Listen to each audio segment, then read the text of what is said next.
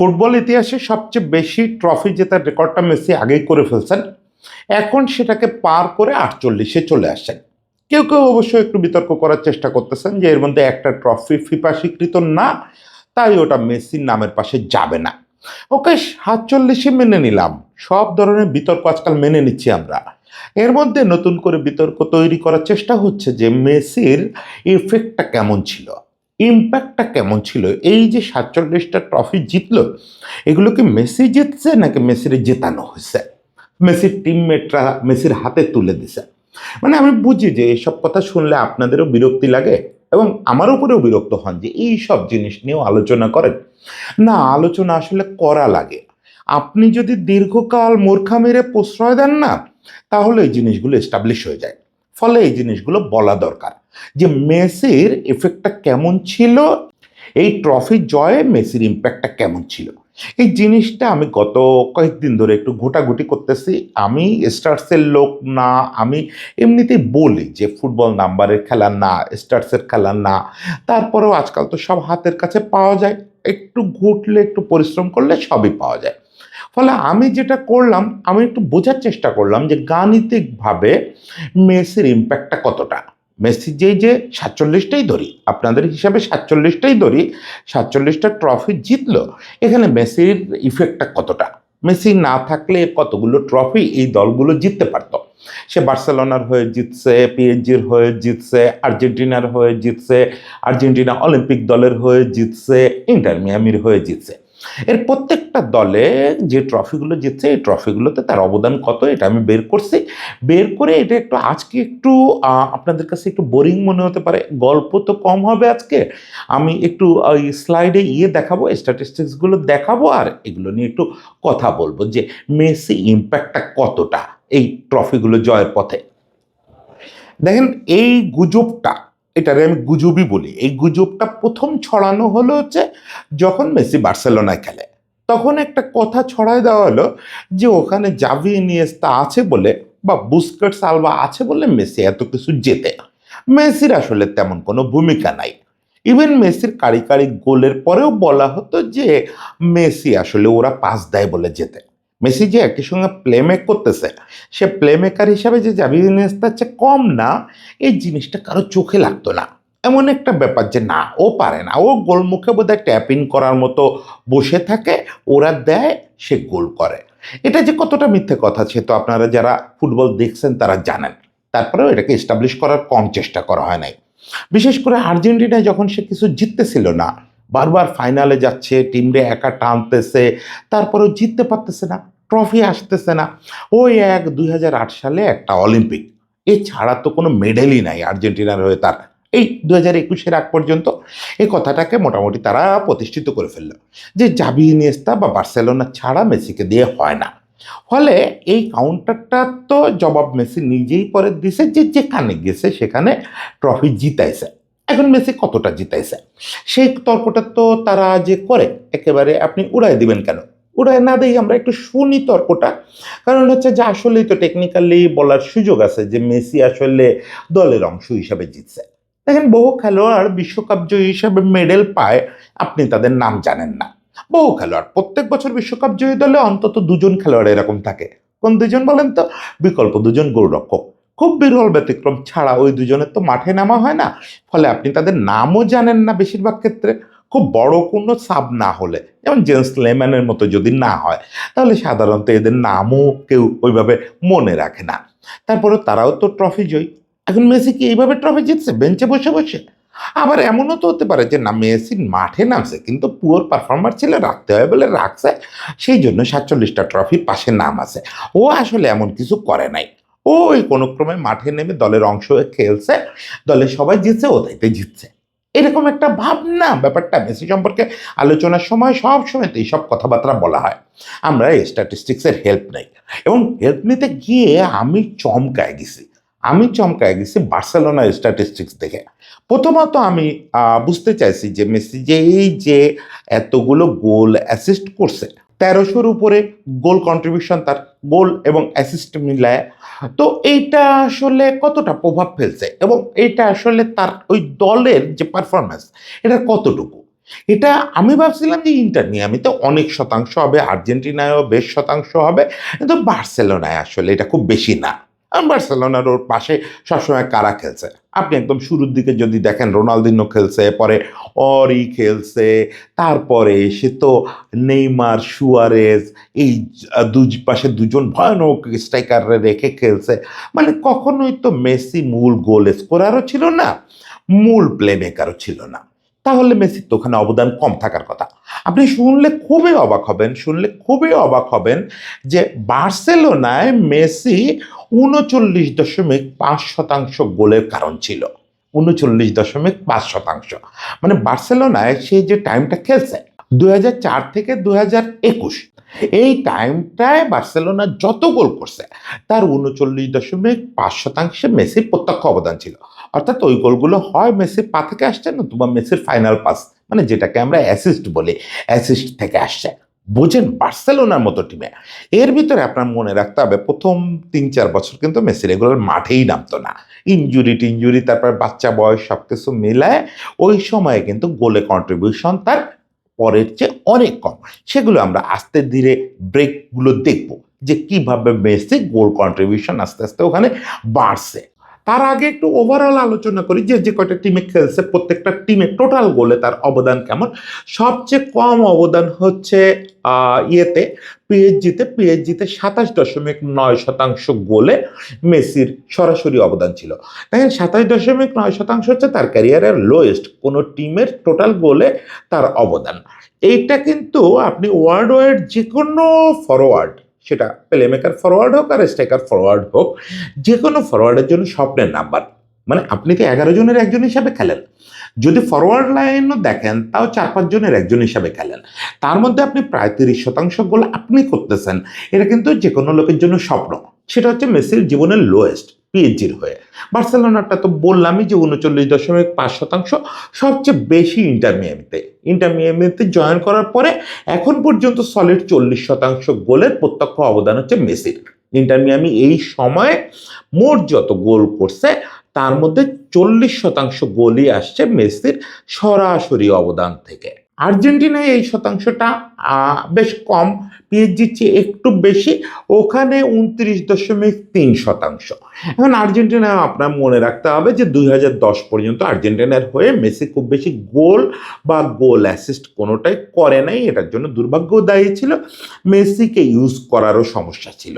এগুলো সবই আপনাকে আরেকটু যখন আমি প্রিসাইজ করে স্ট্যাটসগুলো বলবো তখন আপনি বুঝতে পারবেন যে মেসি আসলে কি পরিমাণে মহিরু এই টিমগুলোর জন্য। সেইটা বোঝার জন্য আসলে যে মেজর ট্রফিতে মেসির অবদান, কারণ লিগগুলোকে আমরা যদি বিবেচনায় নেই তাহলে একটু মুশকিলটা যেটা হয়ে যায় যে লিগ তো সারা বছরই চলে, মানে লিগ এবং মেজর ট্রফি এর বাইরে তো খুব একটা ম্যাচ খেলতে হয় না একজন খেলোয়াড়কে। ফলে লিগগুলো তো মেজর ট্রফি বটেই, লিগগুলোকে যদি একটু পাশে সরায় রাখি তাহলে যে গুরুত্বপূর্ণ ট্রফিগুলো থাকে সেই ট্রফি জয়ের পথে মেসির অবদান কেমন, মানে ওই টাইমটায় সে কেমন খেলছে এবং ওই টুর্নামেন্টটায় সে কেমন খেলছে, ওই টুর্নামেন্টটায় তার অবদান কেমন। এই দুটো জিনিসের জন্য আমি প্রথমে ফিরে তাকাইছিলাম আর্জেন্টিনার দিকে, যে আর্জেন্টিনা তো মেজর জয় শুরুই করলো 2021 সালে। এখন 2021 সালে কোপা জিতলো, তারপরে ফিনালাসিমা জিতলো, তারপরে বিশ্বকাপ জিতলো, তারপরে আবার কোপা জিতলো, মানে 4টা মেজর জিতলো। এখন এই মেজর জেতার টাইমটায় মানে 2021 থেকে আমরা এই 2025 এটাকে একটা স্প্যান নেই, এই স্প্যানে মেসির পারফরমেন্স কেমন আমরা দেখলাম যে এর আগে পুরো ক্যারিয়ার জুড়ে আর্জেন্টিনার টোটাল যে গোল সেটার 29.something মানে প্রায় 30% মেসির কাছ থেকে আসে, মেসির প্রত্যক্ষ অবদানে আসছে। এখন এই টাইমটায় মেসির অবদানটা কেমন আপনি এটা শুনলে চমকায় যাবেন। এই টাইমটায় মেসির গোলে অবদান প্রায় 50%, প্রায় 50%। মানে এই টাইমটায় আর্জেন্টিনা যতগুলো গোল প্রতিপক্ষের পোস্টে পাঠাইছে, জালে জড়াইছে, তার 47% গোলই হয় মেসির করা, না হলে মেসির অ্যাসিস্ট করা।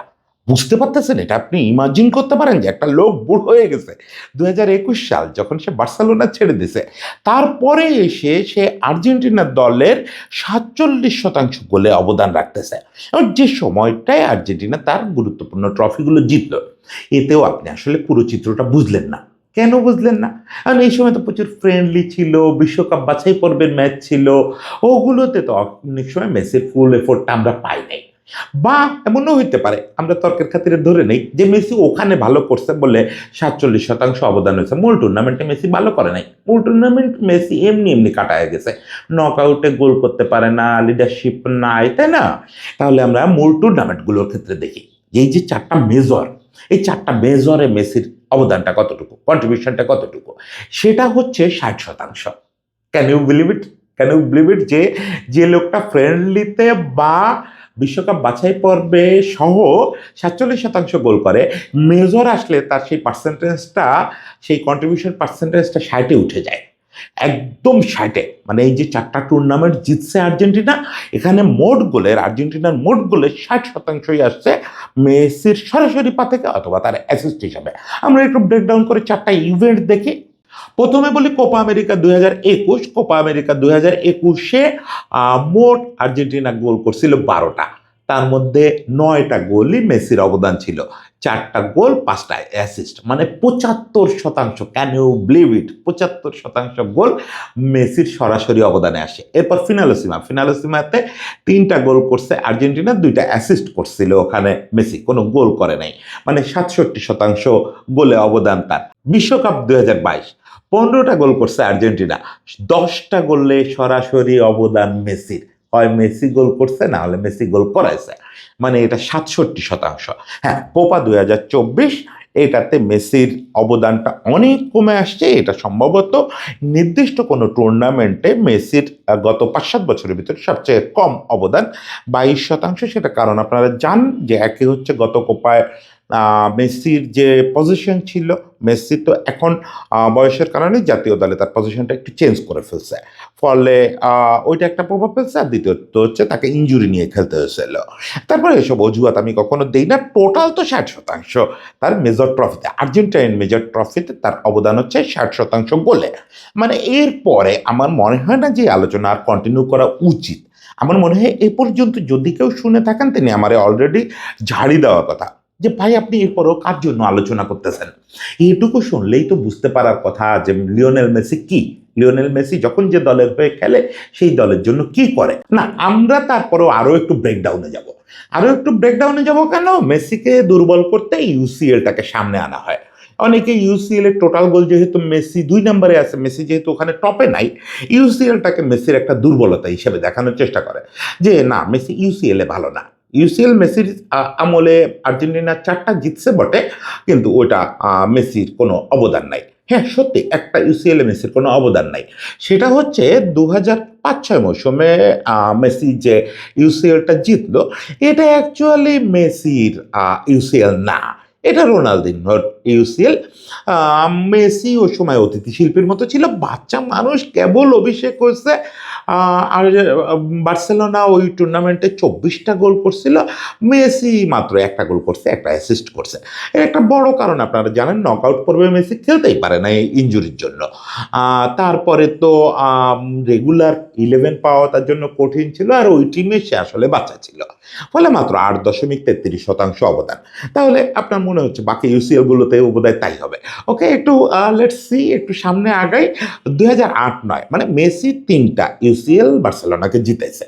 আমরা এভাবে বলতে পারি 2008-09, 2010-11, 2014-15 এই 3টা ইউসিএল মেসি জিতাইছে। এখন এই কৃতিত্বটাও কিন্তু সাধারণত তার কাছ থেকে কেড়ে নেওয়া হয়, যে অন্তত 14-15টা তো নেইমার আর সুয়ারেজ জিতেছে। ওকে, তাহলে একটু দেখি 2008-09, 2008-09 43.75% গোল কন্ট্রিবিউশন হচ্ছে লিওনেল মেসির। বুঝেন, একটু বোঝেন, মানে অর্ধেকের কাছাকাছি গোল কন্ট্রিবিউশন তার। এতে অস্থির হয়েন না, আস্তে আস্তে বাড়তেছে নাম্বারটা। 2010-11-তে আমরা যদি দেখি তাহলে 50%, ঠিক 50% গোল কন্ট্রিবিউশন হচ্ছে লিওনেল মেসির। বার্সেলোনার যতগুলো গোল ইউসিএল এ করছে তার ঠিক 50% হচ্ছে মেসির কন্ট্রিবিউশন। ওকে, এটাকেই আপনার সেরা মনে হতে পারে, কিন্তু না। এবং সবচেয়ে বিস্ময়কর কথা, যে আমলটাকে আমি নিজেও এই স্টার্টসগুলো দেখতে যাই খুবই বিস্মিত হয়েছে 2014-15 স্টার্টস দেখে। 2014-15তে আমার ধারণা ছিল যে মেসি তার সেরাটায় নাই, বয়স হয়ে গেছে তো, ফলে আমার ধারণা ছিল 2008 থেকে 12-13 এই টাইমটা পর্যন্তই মেসির সেরাটা ছিল, এরপর বোধ হয় ডাউনফল শুরু হয়েছে। দেখেন এই কারণেই বলি যে এই আলোচনাগুলো করা দরকার, কারণ আমি ফ্যানাটিক মেসি ভক্ত, এটা তো অস্বীকার করার কোনো কারণ নেই। তারপরেও দেখেন আমার স্মৃতি কি পরিমাণে প্রতারণা করতেছে। সেক্ষেত্রে আপনাকে যখন নিয়মিত এরকম ভুলভাল তথ্য, ভুলভাল যুক্তি আপনার বিপক্ষে দেওয়া হবে, সেগুলো কাউন্টার যদি না দেওয়া হয় তাহলে এগুলো প্রতিষ্ঠিত হয়ে যায়। 14-15-তে তার দুই পাশে খেলতেছে সুয়ারেজ, নেইমার। 14-15 ইউসিএল জেতানোর পথে। ফলে খুবই স্বাভাবিক মেসির কন্ট্রিবিউশন এখানে আমি ধরে নিয়েছিলাম 30-এর কম হবে। আপনি জানেন মেসির কন্ট্রিবিউশন কত? জাস্ট একটু নাম্বারটার দিকে তাকায় দেখেন, মেসির কন্ট্রিবিউশন হচ্ছে 51.61% গোলে। 51.61% গোল সরাসরি হয় মেসির পা থেকে আসছে, না হলে মেসি অ্যাসিস্ট করছে। এইটা আপনি কিভাবে ব্যাখ্যা করবেন বলেন? এটা আপনি কিভাবে ব্যাখ্যা করবেন? তার সামনে নেইমার, সুয়ারেজ আছে, পেছনে জাভি, ইনিয়েস্তা আছে। এরকম একটা টিমে মেসি সবচেয়ে বেশি 50%-এর বেশি 51.6% গোলে অবদান রাখছে। মানে বড় ট্রফি আসলেই, বড় ট্রফি জেতানোর পথে মেসির চেয়ে বেশি অবদানওয়ালা লোক আপনি আর পৃথিবীতে খুঁজে পাবেন না। যাদের কথা ভাবতেছেন একটু এই স্টার্টসগুলো বের করে দেখেন, আমি কেন কষ্ট করে আপনারা বের করে দিব, বের করা যায় আজকাল, বের করে একটু দেখেন। ওকে, আমার কাছে আরও একটু স্টার্টস আছে, খুব একটা অর্থ বহন করে না, তারপরেও এটা জানানোর জন্য একটু জানায় দিই। সেটা হচ্ছে অলিম্পিক এবং বার্সেলোনার 3টা ফিফা ওয়ার্ল্ড কাপ, মানে বড় বড় ট্রফির হিসাব করতেছি তো, সেক্ষেত্রে এই 4টা জিনিসের কথাও একটু বলা উচিত। 2008 অলিম্পিকে মেসির টোটাল আর্জেন্টিনার গোলের 36.36% সরাসরি অবদান ছিল। 2009 ফিফা ক্লাব বিশ্বকাপ, এখানে 40% গোলে সরাসরি অবদান ছিল। 2011 ফিফা বিশ্বকাপ, এটা আসলেই মেসির অনেক কম, 25% গোলে সরাসরি অবদান ছিল। 2015 ফিফা বিশ্বকাপ, এটা বার্সেলোনা জিতছে, কিন্তু এটাকে ঠিক মেসির ইনভলভমেন্ট বলা যায় না, কারণ আসলেই মেসি এটার নামে মেডেল পাইছে ওই 2005-06 ইউসিএল এর মতোই, কারণ মেসি এখানে শুধু ফাইনালটা ছাড়া খেলে নাই এই ক্লাব ওয়ার্ল্ড কাপে। 2015 ক্লাব ওয়ার্ল্ড কাপে সে ফাইনালটা ছাড়া খেলে নাই, ফলে মাত্র একটা গোল, এবং ওইটাই তার অবদান, তাতেও 16% হিসাব করলে, কারণ বার্সেলোনা খুব বেশি গোলও করে নাই ওইখানে। এখন আর বাকি থাকে শুধু ইন্টার মিয়ামি পর্বটা। ইন্টার মিয়ামি পর্বটা তো অলরেডি আপনারা জানছেন যে ইন্টার মিয়ামি পর্বে মেসি ইন্টার মিয়ামিতে জয়েন করার পর ইন্টার মিয়ামি যত গোল করছে তার প্রায় 50% মেসির কাছ থেকে আসছে, মানে মেসি গোল করছে বা কন্ট্রিবিউট করছে, অ্যাসিস্ট করছে। ওকে, তাহলে আমি যেহেতু মেজরের হিসাব হচ্ছে, তাহলে ইন্টার মিয়ামির মেজরটাও একটু বলে ফেলি। ইন্টার মিয়ামির মেজর তো আসলে 4টা। এখন ওই যে কেউ কেউ বলতেছেন যে না, কনফারেন্স কাপটারে ওনরা মেজর ধরবেন না, ওটা নাকি ফিফা লিস্টেড না। ওকে, আমি এই সব তর্কে যেতে চাই না, কিন্তু আমি আসলে ইন্টার মিয়ামির গুরুত্বপূর্ণ ট্রফি হিসাবে দেখতে চাই MLS কাপটাকে। যদিও সাপোর্টার্স শিল্ডটা আমার সবচেয়ে পছন্দের ট্রফি, কারণ ওটা জিততে তো আপনাকে পুরো লিগটা ডমিনেট করতে হয়, এবং ইন্টার মিয়ামি যেবার সাপোর্টার্স শিল্ড জিতলো রেকর্ড পয়েন্ট নিয়ে জিতলো, ফলে আমি কিন্তু ওইটাকে বেশি কৃতিত্ব দিই। এবং আমি হচ্ছে সেই লোক, আমি সবসময় যতগুলো ট্রফির কথা বললাম এগুলো হচ্ছে লিগরে বেশি গুরুত্ব দিই, কারণ লিগ হচ্ছে আপনার প্রকৃত এন্ডুরেন্স প্রমাণের জায়গা, প্রকৃত কোয়ালিটি প্রমাণের জায়গা। আর কাপ, মানে সেটা ইউসিএল হোক, ওয়ার্ল্ড কাপ হোক, আমি এই জায়গাটায় রোনালদোর সঙ্গে একমত যে আসলেই 6-7 ম্যাচ দিয়ে একটা লোকের ভাগ্য নির্ধারণ হয় না, এই জন্য লিগ আমার কাছে খুব গুরুত্বপূর্ণ। ওকে, সবচেয়ে প্রেস্টিজিয়াস হিসাবে তো আমেরিকায় দেখা হয় MLS কাপে। তাহলে MLS কাপ নিয়ে একটু কথা বলে যে MLS কাপে কীরকম অবদান ছিল। MLS কাপের এই প্লে অফ পর্বে ইন্টার মিয়ামি 20টা গোল করছে, এটা MLS কাপের হিস্ট্রির সর্বোচ্চ। কোনো দলই আগে MLS কাপের এই অংশটায় 20টা গোল করতে পারে নাই। এখন এই গোলটায় মেসির অবদানটা কতটুকু বলে আপনি মনে করেন? একটু অনুমান করেন তো যে এখানে কতটুকু। মেসি এই পর্বে 6টা গোল করছে, আর আর 9টা অ্যাসিস্ট করছে, মানে 9-6-15টা সরাসরি কন্ট্রিবিউশন তার গোলে, মানে 20টা গোলের মধ্যে 15টাই আসছে তার কাছ থেকে। শতাংশের হিসাবটা জানতে চান? এরপরে জানাতে হবে। ওকে, 75%। এইবার যে ইন্টার মিয়ামি MLS কাপ জিতলো, এর 75% গোল কন্ট্রিবিউশন লিওনেল মেসি। দেখেন, এই যে আলোচনা করলাম, লম্বা কাচ করে আলোচনা করলাম, আমি জানি মেসি ভক্ত যারা এই কন্টেন্ট দেখতেছেন বেশিরভাগেরই দেখার কথা না, আমি এলে দেখতাম না। যে মেসিরে তুমি স্টার্স দিয়ে গ্রেট প্রমাণ করবা সেটার জন্য আমার ওয়েট করতে হবে? না, এই নেভার নেভার নেভার এইসব স্টার্স এর জন্য মেসির গ্রেটনেস ওয়েট করে না। তারপরেও আসলে এগুলো বলে রাখলাম। আমি জানি না, আমার এটা তো আর ইতিহাসের অংশ হবে না, কিন্তু এগুলো আসলে বারবার বলা দরকার। বারবার বলা দরকার এই কারণে যে এই পৃথিবীটা হচ্ছে সেই পৃথিবী যেখানে আমরা দেখছি যে গ্যারেথ বেলকে জিদানের চেয়ে বড় রিয়াল মাদ্রিদ তারকা হিসাবে উপস্থাপনের চেষ্টাও মিডিয়া করছে। কেন? গ্যারেথ বেল জিদানের চেয়ে বেশি গোল করছে। জিদানের তো ওই ইউসিএল ফাইনালের ওই সুন্দর গোলটা ছাড়া খুব বেশি কিছু নাই রিয়াল মাদ্রিদের হয়ে দেখানোর মতো, মানে অত গোল টোল নাই। মানে এই পৃথিবীটা হচ্ছে সেরকম মূর্খে ভরা একটা পৃথিবী। এই পৃথিবীতে আপনি যে শুধু ওই ইমপ্রেশন, ইম্প্যাক্ট, ওই যে ফুটবলে আর্ট, এইগুলো দিয়ে টিকে থাকবেন, অবশ্যই ইতিহাস এটাকেই বেশি মনে রাখে। তারপরেও আপনি তর্কে টিকে থাকাটা একটা জরুরি ব্যাপার আজকের দিনে। এবং ইতিহাস তো আসলে এরা লিখতে থাকে। ইতিহাস লেখে হচ্ছে সবসময়, আমি আগে ভাবতাম ইতিহাস লেখে হচ্ছে যোগ্যরা, ইতিহাস লেখে হচ্ছে অযোগ্যরা। ফলে অযোগ্যদের হাতে ইতিহাসটা ছেড়ে দেওয়া যাবে না। আমাদেরকে এটা বারবার বলে যেতে হবে যে মেসি এই অবদান রাখছে, একবার চোখে আঙ্গুল দিয়ে দেখায় দিতে হবে। কারণ মেসির পক্ষে স্টার্সও আছে, সবার পক্ষে থাকে না। এখন আমাকে যদি বলেন মালদিনির গ্রেটনেস এরকম সরল স্টার্স দিয়ে প্রমাণ করেন, বা আপনি বুফন বা অলিভার কান বা লেভ ইয়াসিন, এদের গ্রেটনেস আপনি প্রমাণ করেন, শুধু সেভ দিয়েও তো এদের গ্রেটনেস প্রমাণ করা যাবে না। লেভ ইয়াসিন পেলের যে একটা সেভ করছিলেন, এরপরে আর জীবনে কোনো খেলা লাগে না, ওই একটা সেভের জন্যই উনি সর্বকালের সেরা। কিন্তু এটা তো স্টার্স দিয়ে আপনি বাচ্চাদের বুঝাইতে পারবেন না। ভাগ্যিস মেসি মিডফিল্ডের নিচে খেলে না, খেলে সে তো প্রায় মিডফিল্ডের নিচে থাকে, কিন্তু ওটা তার মূল পজিশন না। ভাগ্যিস তাকে সামনে খেলার সুযোগ সে পায়, সেজন্য স্টার্সগুলো পাওয়া গেল। নতুবা যদি ডিফেন্সিভ মিডফিল্ড থেকে শুরু করে গোলপোস্ট এই জায়গায় তার পজিশন হতো, তাহলে তো এই মূর্খ পৃথিবীকে বোঝানো খুব কঠিন হয়ে যেত যে মেসি কেন গ্রেট, কেন মেসি সর্বকালের সেরা। যাই হোক, সবাই ভালো থাকবেন। আজকের কন্টেন্ট নিয়ে রাগ করেন না, এইটা আসলে না বলে পারলাম না। সবাই ভালো থাকবেন, সবার জন্য শুভেচ্ছা।